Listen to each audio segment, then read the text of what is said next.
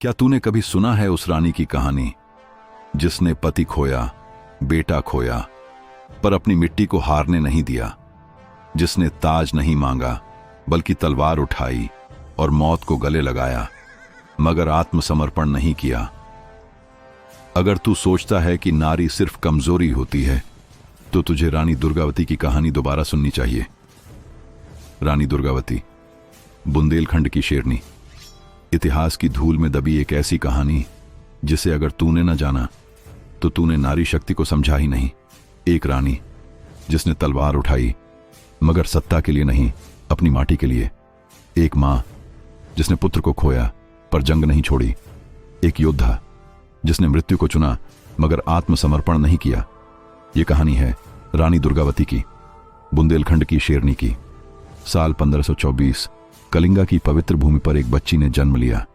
नाम रखा गया दुर्गावती। पिता थे राजा कीर्ति सिंह चंदेल, एक प्रतापी राजपूत राजा। मां थी एक वीरांगना जिनके संस्कारों में ही युद्ध का शौर्य बहता था। जहां औरों की बेटियां गुड़ियों से खेलती थीं, वहां दुर्गावती तलवार थामती थी।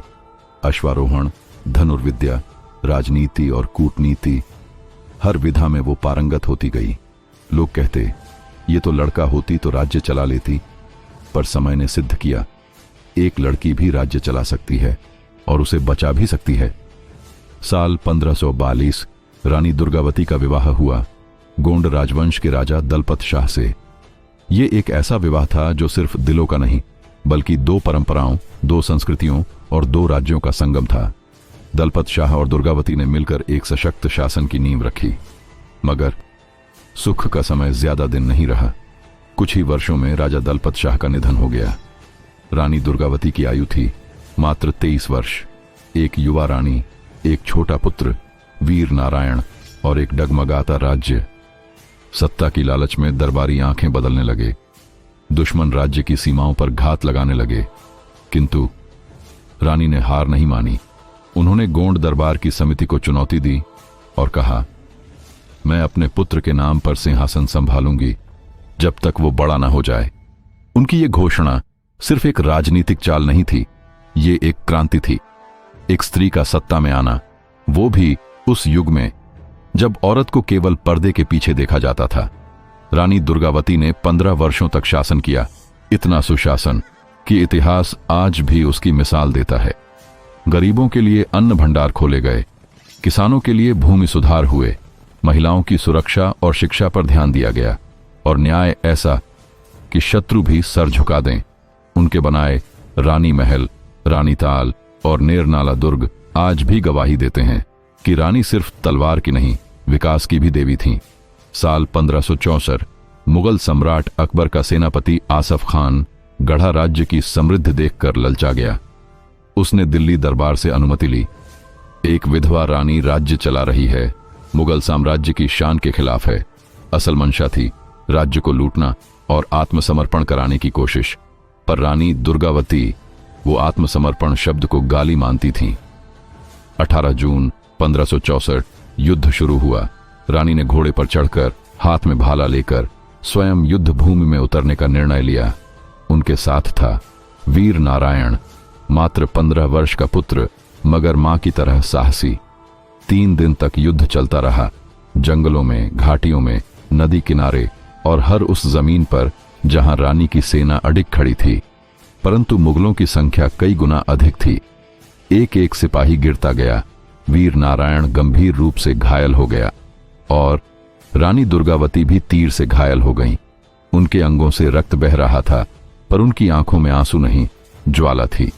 जब सैनिकों ने कहा, रानी जी अब आत्मसमर्पण कर लीजिए, तो रानी ने कहा, मैं मर सकती हूं पर अपने राज्य की अस्मिता को मिटने नहीं दूंगी। उन्होंने ईश्वर को अंतिम प्रणाम किया और जैसे ही मुगल सैनिक उन्हें पकड़ने दौड़े, रानी दुर्गावती ने अपनी कटार से खुद को वीर गति दी। क्योंकि एक शेरनी मारी जा सकती है पर पकड़ी नहीं जा सकती।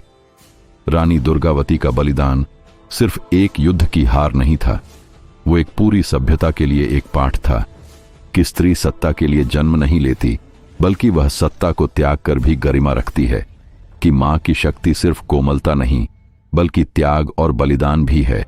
कि नारी कभी अबला नहीं थी, बल्कि इतिहास ने उसे दबा कर रखा था। इतिहासकारों ने किताबें भले ही चुप रखीं, लेकिन बुंदेलखंड के कण कण में रानी दुर्गावती की गाथा गूंजती है। आज भी जब नेतृत्व की बात होती है, बलिदान की बात होती है या नारी शक्ति की बात होती है, तो सबसे पहले याद आती है रानी दुर्गावती। आज जब तू जीवन की कठिनाइयों से हार रहा होता है, तो उस मां को याद कर जिसने पति खोया, बेटा खोया, राज्य खोया, फिर भी हारी नहीं, क्योंकि वो रानी दुर्गावती थी, नारी शक्ति की परिभाषा, धरती की सबसे वीर शासिका। अगर तू कभी कमजोर महसूस करे तो इस कहानी को फिर से सुन लेना, क्योंकि इतिहास की सबसे बड़ी शक्ति हमेशा अंदर से आती है। जय रानी दुर्गावती। कभी सोचो कि एक मां अपने बेटे की लाश देखे और फिर भी तलवार ना छोड़े, तो वो औरत नहीं, इतिहास की सबसे बड़ी क्रांति होती है। मैं द स्टोरी टेलर, और तुमसे बस इतना कहूंगा कि अगर कभी लगे कि रास्ता खत्म हो गया है, तो रानी दुर्गावती को याद करना, क्योंकि कुछ कहानियां सिर्फ सुनने के लिए नहीं होती, जागने के लिए होती हैं। अगर ये कहानी तुम्हारे दिल को छू गई हो, तो इसे दूसरों तक पहुंचाओ, लाइक करो, सब्सक्राइब करो, क्योंकि ऐसी कहानियां सिर्फ सुनने के लिए नहीं, संजोने के लिए होती हैं।